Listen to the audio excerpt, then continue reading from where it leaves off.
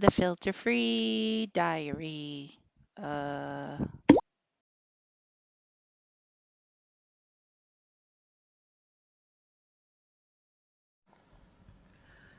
Good morning. It's 6:53 and it's been a long time since I've done an episode in bed. But I woke up a little while ago and Spirit has just been talking my ear off, and so I was like, let's get this data out before I forget it. And it's not like I'm gonna forget something like this, but it's fresh. So let's do this like we used to do this back in 2024 in August. Anyways, so So what we were talking about is the difference between a soul and spirit, right? Because recently we've been talking a lot about souls, and I never talked to a soul. Don't I always say spirit? And aren't you like, well, she just said a soul was this. So why does she say she talks to a spirit? And that's fair. And that was one of my questions too. I'm like, this is a soul. Am I actually talking to my soul, or am I really talking to spirit? And well, very good question. So what is the main difference between a soul and a spirit? And I'll tell you. A spirit is all of it together, right? Like the big giant rock, the big giant mountain that all the little pieces break off of, that's spirit. Spirit is like the mountain. And then when you get a falling rock or a piece that breaks off of the mountain, right? It doesn't just break off the mountain and then just sit there. No, it breaks off the mountain and it leaves potential, right? As we talked about before, and it becomes kinetic and it rolls down the mountain, doesn't it? Hopefully it doesn't hit a car at the bottom where the road is. So that piece of spirit that breaks off, that leaves the potential and becomes kinetic is the piece that incarnates, right?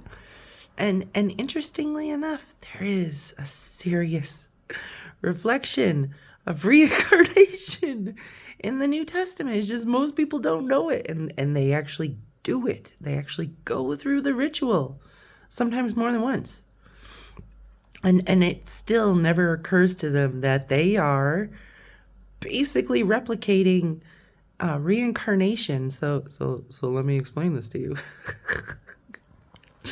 Right? Because now that we have that rolling piece of rock, now that we have that piece of soul with kinetic energy that's going to tumble down the mountain, what it's going to find when it gets to the bottom of the mountain is a pond. Yeah, it's going to find water. It's going to find number 2. Number 1 broke off and found number 2. And do you know what that is? Do you know what that is? That's the reincarnation, yes, but that's called baptism. Right?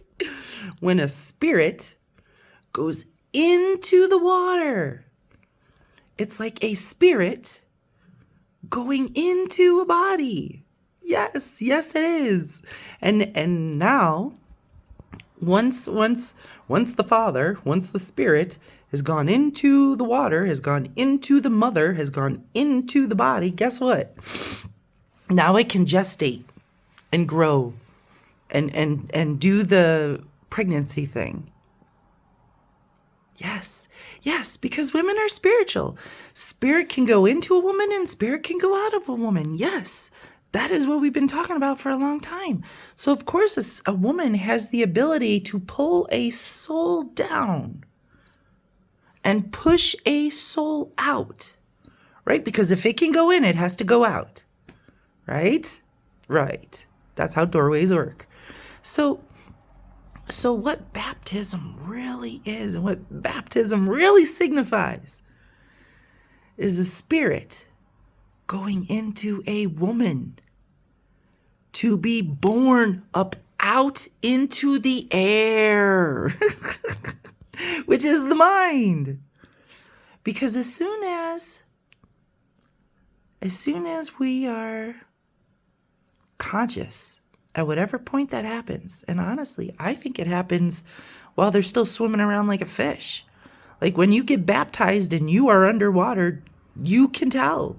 You're like, ooh, it's colder. Ooh, it's wet. Ooh, I'm not going to open my eyes because I might be in, living water as opposed to like a pool with chlorine that has murdered everything that could possibly be in the water, right? So you're like conscious under the water.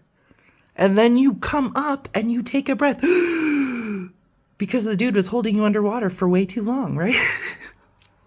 And that's the birthing process, right? You're conscious in there swimming around, burping, peeing, like a fish does, where the water goes in your mouth and the water goes out, just like a fish, just like spirit.